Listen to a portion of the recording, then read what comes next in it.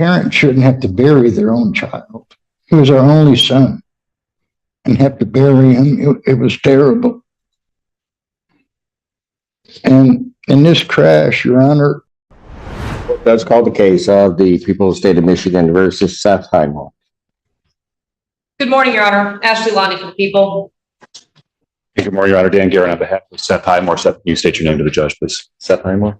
Right. Yeah. Your Honor, we are here for a sentencing. I'll start first with there are no factual corrections of the information. I understand there's victim statements. Would you like to hear those first? Yes. Certainly. We'll have a seat at the council table if that's okay. Yes. Your Honor, I typically will have 3 statements this morning. That's fine. All right. First will be victim's mother. How you doing, Your Honor? I'm doing well. Good morning to you. Can you state your name for me, please? I'm Gina Cornett, Jeremy's mother. All right. I'm Earl Cornett, father. All right. Very good. All right. Go ahead, ma'am. Your Honor, it's been 2 years on Friday. Let me just stop you for a moment, okay? Do me a favor. Just make sure to take a deep breath. Take whatever time you need. I'm here all day, so you just, Okay, I want you to tell me what you want to tell me. So, okay. all right, so don't try to rush through or anything. Go ahead. Well, like I was saying, Friday it'd be 2 years that our son was killed in a horrific car accident. And you can't even imagine the loss that has happened to us in our family, the void that has been put in our lives. We don't have our son with his kids to visit us every weekend. We miss him on the holidays, especially Easter, Thanksgiving, and Christmas. There's such a void. Before we dive in, just a quick note. This commentary is created for educational purposes, designed to help those who may be confused or curious about courtroom processes. If you don't find it helpful, feel free to skip ahead. But for those who want a deeper understanding, stay tuned. It's about to get intense. This is not just another courtroom case. This is a devastating story of loss, accountability, and a decision that will leave everyone questioning what true justice really looks like. A young life gone in an instant, a family shattered forever, and a defendant who claims he doesn't even remember what happened. As the victim's family step forward, their words will shake the courtroom, and what the judge ultimately decides may surprise you. The real question is, how do you punish a tragedy that was never meant to happen? What has happened has impacted not only us, but our grandchildren.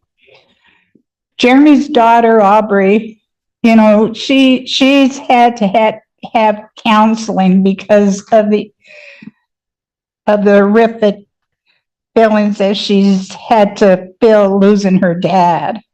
And Dominic kind of suppressed right now. And she has seen a psychiatrist, Aubrey has. And I like to say to Seth Highminer that he has to carry his cross for what has happened. I don't hate him. I forgive him. I forgive that. I can't even imagine. I just forgive him, and I just hope that down deep in his heart he realizes the impact that he's done to this family. Our son didn't have a chance. He was just killed so fast and instantly. It just was horrible. And here's a picture of our son, Lord, Your Honor. My eyes were better, but I would like everyone to see his face. He's a happy-go-lucky kid.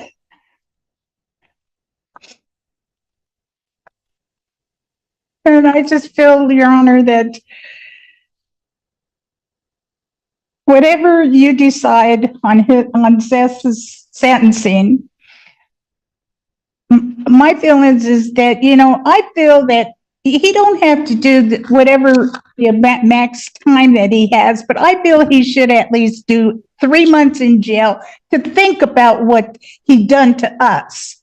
And I think that that's fair enough because he needs time to think about this. You know, he does not even probably realize the impact he's done to this family. You know, and I just want to say that I don't hate him. I pray for him, but he should be able to realize that what he's done has just been horrible. And that's all I got to say, Your Honor. Thank you.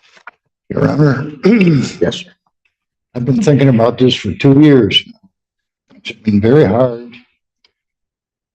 There's 2 officers come on that night at midnight, knock on the door and give you some terrible news that your son was killed. I talked to them for 10 or 15 minutes and they left. And I turned around to my wife. I goes, what did they just tell me? It didn't register in my mind. And since then, I've been on anxiety pills 2 years now because it was such a shock, I guess, to me and the children and our family. A parent shouldn't have to bury their own child. He was our only son and have to bury him. It was terrible. And in this crash, Your Honor, he set his car on autopilot at 70 miles an hour, driving into Ann Arbor in rush hour. Everyone who lives in Michigan knows Ann Arbor traffic is backed up both ways, coming and going. And he did this in the middle of the afternoon.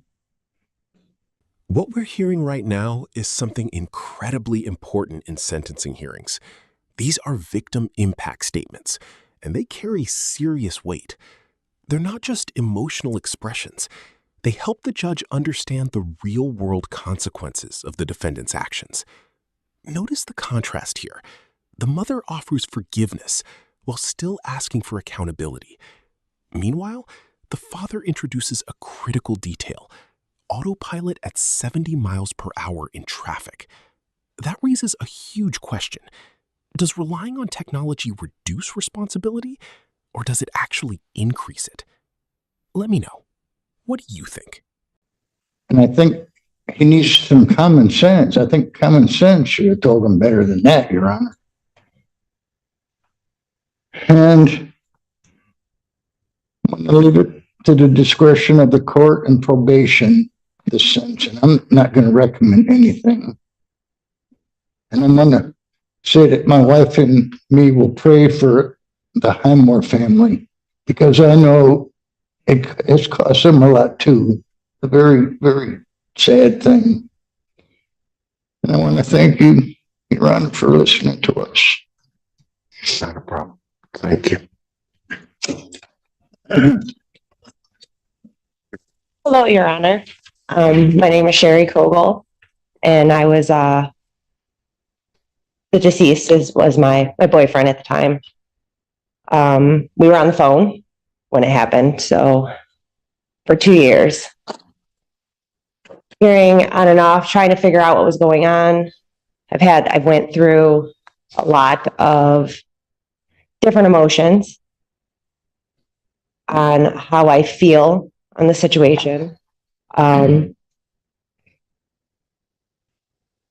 He was my best friend.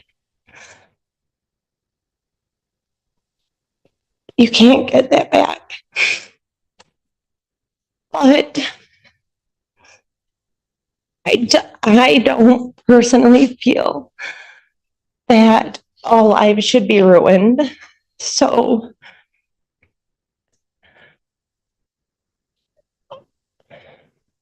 for me, what I think would be more beneficial, and I don't know if it would even be able to be a consideration, is that he was to have to take time out of his life to go to like a driver's ed or a school and talk about, you know, just 1 second of not paying attention. Because if it could change one person's life, for the better. That's what I think. I don't think more lives need to be ruined over an accident. That's it. Thank you.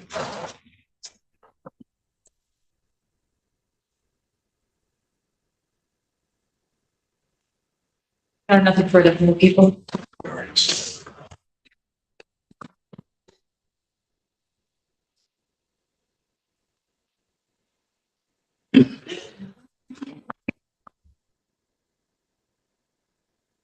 May I proceed, Your Honor? Yes, you may. Your Honor, I say without any hesitation that, the two most difficult tasks and I think most defense attorneys face are, one, standing up after a victim statement that was, especially one with such grace, humility, and emotion that those poor people had to go through. And I certainly extend my sympathies to them on behalf of Mr. Highmore. And secondly, is to try to make sense of these types of cases, these types of charges, which I think we all agree in the system are the most emotional, most difficult cases to sort out. Because they are the only, or if not the only, one of the only offenses that bring accidental and negligent conduct into a criminal courtroom like today. But we're ready to deal with that. And I want to start with some cold and sterile requests, Your Honor. One, I think I mentioned, Your Honor, in chambers, I would ask Your Honor to either order restitution today with the condition that may be revisited if, in fact, that was contemplated in the civil lawsuit that was settled, or to reserve restitution for a short amount of time while I talk to the insurance attorney. Secondly, Your Honor, of course, I'm asking you to follow the recommendation. I can't sit here and say I'm asking to impose jail time on my client. That would be difficult for me to say, but I do think that Ms. Palera understands her role very well and made a very good recommendation here. And if Your Honor believes that jail time is appropriate, my client is ready to go in today, of course. Your Honor, I will say this. As we look at the conduct here, I think that the victims are probably searching for an answer as to what happened. I would be too, if my loved one was killed or injured, and I don't think we're ever going to be able to offer that. Mr. Highmore doesn't have much of a memory. The police investigation didn't show that he was doing anything by way of reckless conduct, drinking, using drugs, using his phone. They checked all of those things. I think this was a situation in which Mr. Highmore simply either zoned out, didn't pay attention, and possibly we've learned a little bit about his medical condition since. He had worked a 14-hour shift in the sun, dehydrated, and certainly his actions have resulted in the death of this poor young man. I will say, of course, Your Honor, that Mr. Highmore has no prior criminal history, no subsequent criminal history. This was, of course, 2 years ago. I think Ms. Palera noted that my client has shown remorse. He can't say a lot, unfortunately, because of potential civil liability. But I think his emotion, his family, all of whom are here, have written letters to say what a good young man this was and is, and I think will be affected the rest of his life. He's lost his privileges to drive. He's convicted, doesn't pale in any way in comparison to what the victims have gone through here. But I think that the impact on him has been profound. I think that the victim's mother, her desire for him to be impacted, I think will come true and has come true, and that he has been greatly impacted. So, Your Honor, I am ultimately asking you to follow the recommendation with those modifications. Yes, Ms. Levy. Yes, I saw. Thank you, Your Honor. As to the restitution issue, just so the record is clear, the restitution that's been recommended by probation to be ordered was simply for the funeral expenses for the victim. So there was a civil lawsuit that may or may not have included those funeral expenses. Certainly did include other monies paid, but that is, just so the record is clear, the only thing that probation ordered was for the funeral. And as indicated, Your Honor, certainly we would never challenge the amount. It's just whether that was covered. And if not, then that will be certainly a part of my client's order to pay back immediately. Well, let me just deal with that. The record should reflect that I had a in-chambers conference with counsel. That issue was raised, and I will say that I'm going to order that restitution amount today. If it was covered either by an insurance or through some lawsuit, then one of two things then would happen if that was indeed paid. well, specifically directed toward those expenses. And so I want to be clear on that. If out of the settlement, the family used some of those funds to bury their child, that doesn't count in my book. It would have to be something that would have specifically been directed toward those expenses. If that was paid, then one of two things would happen to the amount paid by the defendant. Either it would go back to the defendant or would go to the insurance company, which paid the funds to the family. So, Understood, Your Honor. Thank you for that clarification.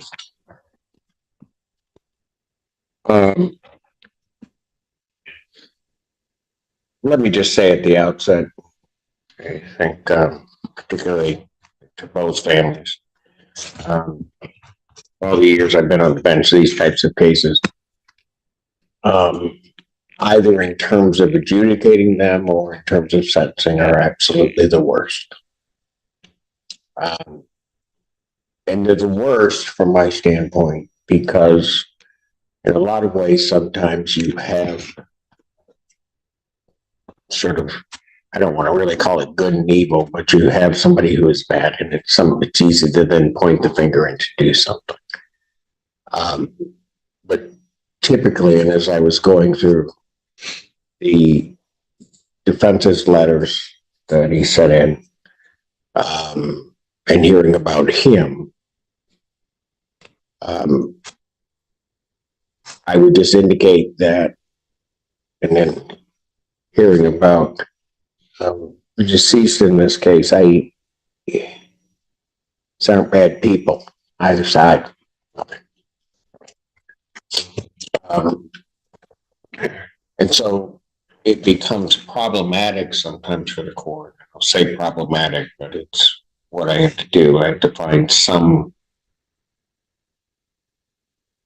balance in terms of what I do. Before I continue, I guess, sir, is there anything you want to say? I do have to offer that to your allocution. Yeah, I would just like to say that I am extremely sorry for what happened at the incident. And if there's anything I could do to change it, I promise I would. And that's all, Your Honor.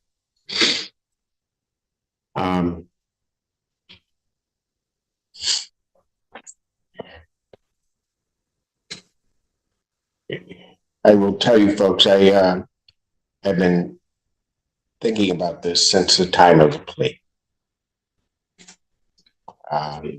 Particularly last night, it was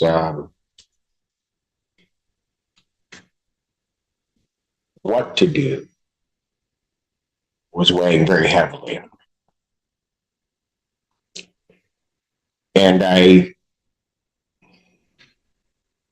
could just share one thing with you, and I have certainly other thoughts.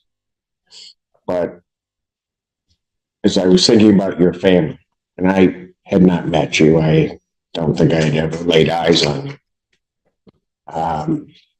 But I was sitting there and I received a text from my son. And it was something silly. I mean, he had charged my Amazon account for something he was buying. And he wanted to pay me back and put it back into my account. I thought about it for a minute, and it doesn't really mean much, but I told him it didn't matter to me. And it didn't matter to me because I heard from him. And I thought about you guys. And just the sadness that you don't get that text message. I don't know. I can't even imagine how you guys feel. People can say that they want to put themselves in your place and can't imagine it, can't do it.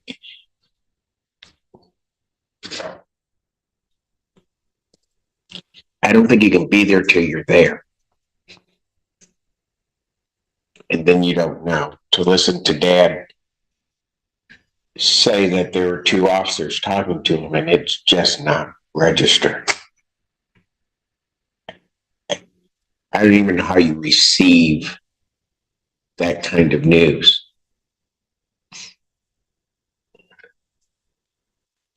And what's difficult, certainly, is when, and hard to explain and hard for human beings to accept, is when the natural order of things are in place. We're not supposed to bury our children. We're just not. And it really almost calls, when something like that happens, for you to try to figure out the world. Like I said, I have never met you before, but ma'am,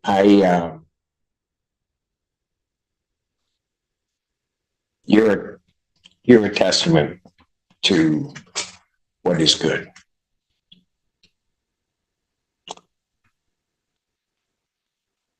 I don't know the strength and the courage it took. Sir, you need to realize the extraordinary gift she gave you today. Because I don't know, I'd like to think of myself as a good person.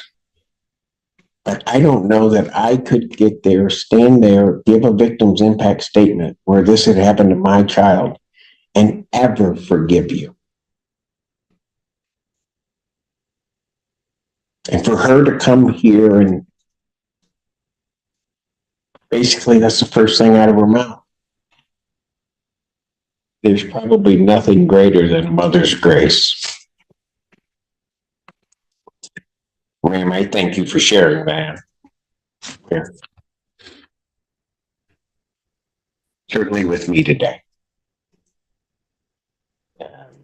Every day I always expect that there's going to be a miracle. I never know what it's going to be.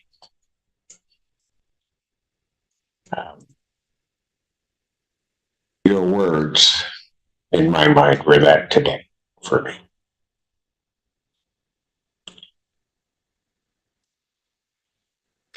And to his girlfriend, I would just say, I can't imagine. And I wasn't aware of it till you said it, that you were on the phone with her. Just trying to move on. And that's hard. And again, I don't know where, when that happened, you even begin. I respect all of you in terms of your courage to come forth and to give those statements that you gave. And for waiting all of this time as our system kind of worked itself through to even get to this day. I realize no matter what I do,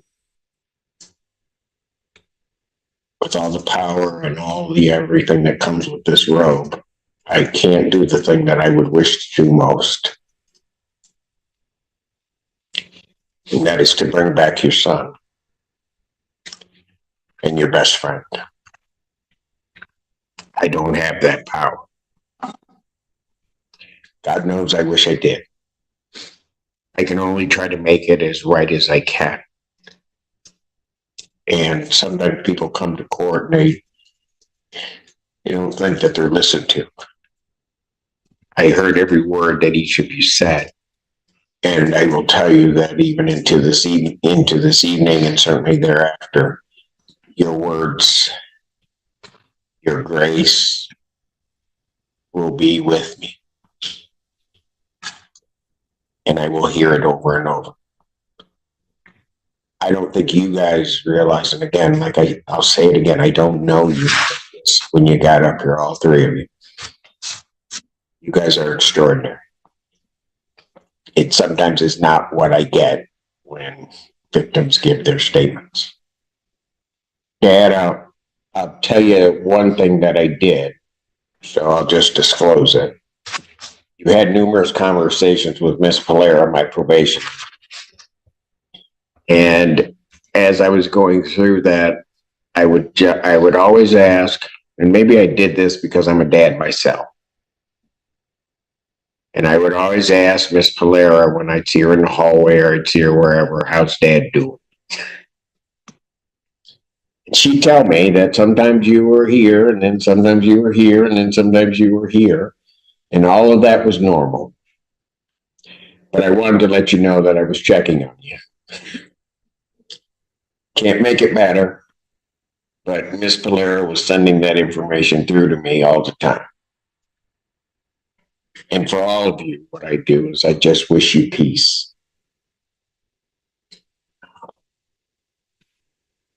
It is a sentence of the court. I'm going to place you on 24 months probation.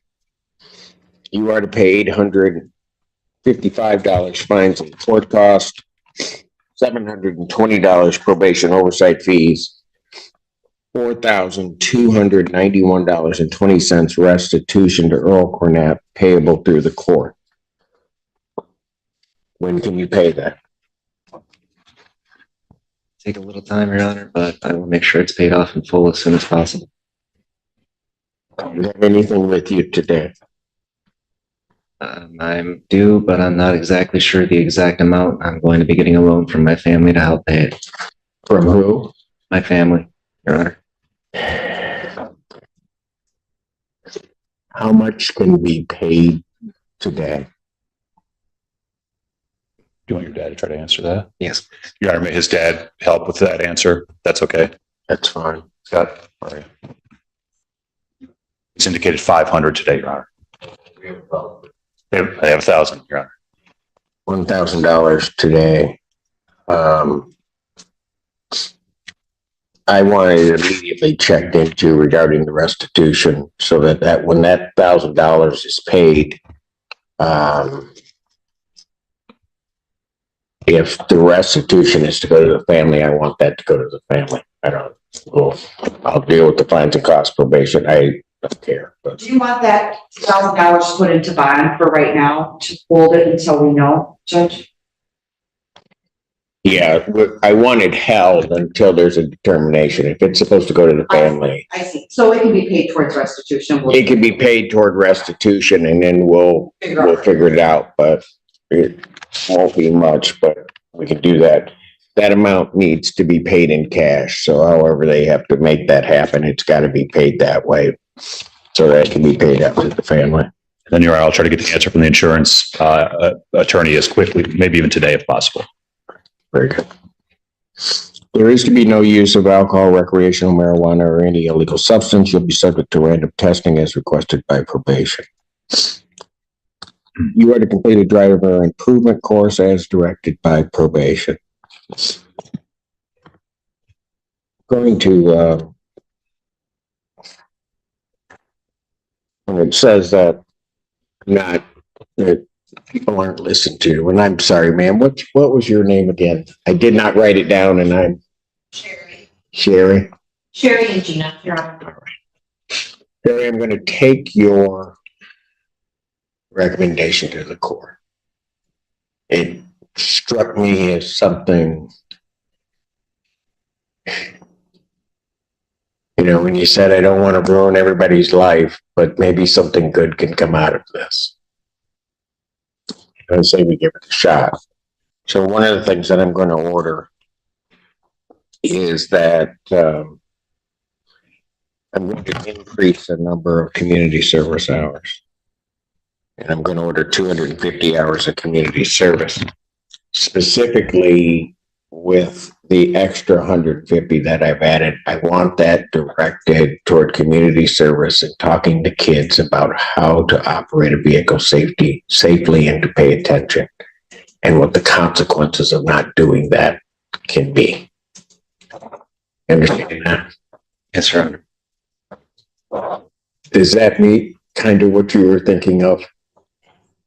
I'm also going to order and add a condition. I realize that his driving privileges in the state of Michigan are suspended, but I'm gonna order no driving. So that if he is caught driving in any respect whatsoever, that would be a violation of his probation, as opposed to some sanction from the Secretary of State. Regard to jail, incarceration. The recommendation here is for the 45 days. When I walked out, I will tell you, certainly because I was going to listen to everybody, that I had not decided whether there was going to be any jail time, whether there was going to be the maximum amount of jail time. But I think Mom's right. Whatever happened, because there's not really an explanation, which is probably also difficult. It might be easier even if one were to hear, I wasn't paying attention and this would happen. Just something. But it's just absent. There's nothing. Currently 365 days in jail, credit 4 days. And we will indicate that defendant will be remanded to the Washtenaw County Jail. I am changing the recommendation of probation. Defendant will serve 90 days. And during those 90 days, I hope you take the time to do with that woman that bestowed grace upon you today and forgiven you. That you do that. That you think about this. And that you think about what has happened and just what your inattention, inaction, what that does to this family, what it's done to your family. So you will serve 90 days. The balance of that time will be suspended. There is also defendant is remanded. This case leaves us with a powerful and complicated outcome. The judge ultimately balanced multiple factors: no prior criminal history, genuine remorse, and the devastating loss suffered by the victim's family. The final sentence, probation, restitution, community service, and 90 days in jail, reflects an attempt to hold the defendant accountable while acknowledging that this was a tragic act of negligence, not intent. But here's the bigger question. Was justice truly served? Should accidents like this carry harsher punishment, or is rehabilitation the right path? This is exactly what makes cases like these so difficult and so important to discuss. If you found this case as shocking as we did, make sure to hit that like button, share your thoughts in the comments, and don't forget to subscribe for more jaw-dropping courtroom breakdowns.